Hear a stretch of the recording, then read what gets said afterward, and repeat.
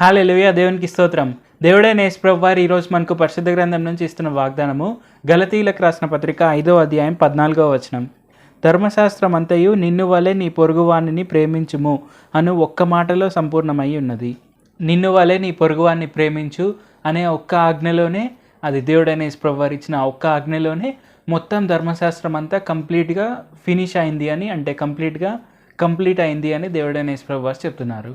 So మనం ఇక్కడ ఏం అర్థం చేసుకోవచ్చు అంటే, మనము ఎలాగైతే మనల్ని ప్రేమించుకుంటామో అలాగే ఇతరులను కూడా అలాగే మనం ప్రేమించాలి అని దేవుడైన యేసు ప్రభువారు చెప్తున్నారు. సో అంటే మనల్ని మనం ఎలాగ ప్రేమించుకుంటామో, అంటే ఏదైనా దెబ్బ తగిలితే మనం మందు రాసుకుంటాము. మనం ఏదైనా తప్పు చేసామనిపిస్తే ఆ తప్పును ఎందుకు చేసాము, మనము ఎందుకు చేయాల్సి వచ్చింది అనే పర్స్పెక్టివ్ అనేది మనం ఎప్పుడు ఆలోచిస్తాం. సో అలాగే ఎవరైనా ఇతరులు తప్పు చేస్తే వాళ్ళు ఎందుకు చేయాల్సి వచ్చింది అనే వాళ్ళ పర్స్పెక్టివ్లో కూడా ఆలోచించాలి అనేది వస్తుంది. అలాగే ఎవరైనా ఏదైనా ఒక గ్రేట్గా సంపాదిస్తే వాళ్ళు ఏం చేస్తే అది వచ్చింది, వాళ్ళు ఎందుకు అలా చేశారు అనే విధంగా కూడా మనం ఆలోచించాలి, కానీ వాళ్ళని చూసి ఈర్ష్యపడ్డాలి లాంటివి ఏం చేయకూడదు. సో ఈ విధంగా మనము అనేక విధంగా మనల్ని మనం ఎలాగైతే ప్రేమించుకుంటామో మనము అలాగే ఇతరులను కూడా ప్రేమించాలి. సో అది మనకు ఇంపార్టెంట్ విషయం. ఇది మనం గుర్తుపెట్టుకోవాలి. అలాగ మనం చేయడం వల్ల ఏమవుతుంది అంటే ధర్మశాస్త్రాన్ని నెరవేరుస్తున్నట్టే అని దేవుడైన యేసు ప్రభువారు చెప్తున్నారు. సో ధర్మశాస్త్రాన్ని నెరవేరిస్తే అది ఎంత గొప్ప విషయమో అనేది మనం పాత నిబంధనలో చూడవచ్చు. ఎస్పెషల్లీ మనము ద్వితీయోపదేశకాండంలో చూడవచ్చు. ఎప్పుడైతే మనము దేవుడైన యేసు ప్రభువారు ఇచ్చిన ధర్మశాస్త్రాన్ని తూచా తప్పకుండా పాటించాము అనేది మనం కనుక పాటించగలిగితే ఏమవుతుంది అంటే మనకు ఎన్నో గొప్ప గొప్ప ఆశీర్వాదాలు వస్తాయి. మన తరతరాలు గొప్పగా ఆశీర్వదింపబడతాయి. మనము ఎప్పుడు కూడా డబ్బుల కోసం లేమి కలిగి ఉండము.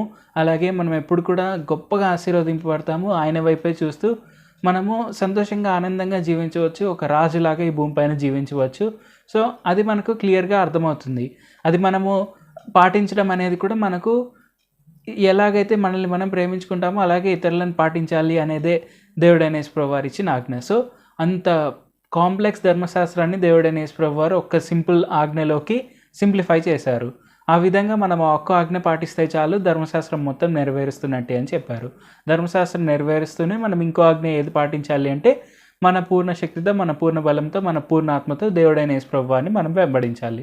సో ఈ రెండు విషయాలు కనుక మనం చేస్తే ఒక పరిపూర్ణమైన జీవితం అనేది భూమిపైన జీవించవచ్చు. ప్రార్థన చేసుకుందాం.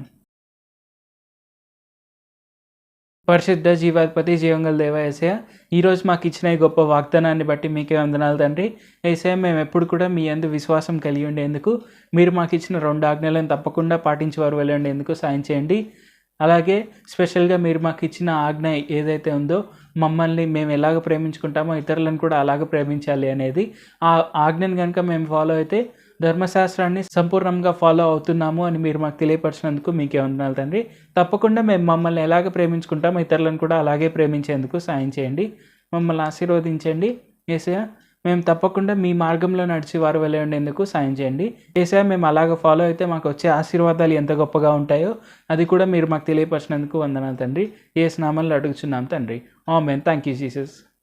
దేవుడు మిమ్మల్ని ఆశీర్వదించును గాక.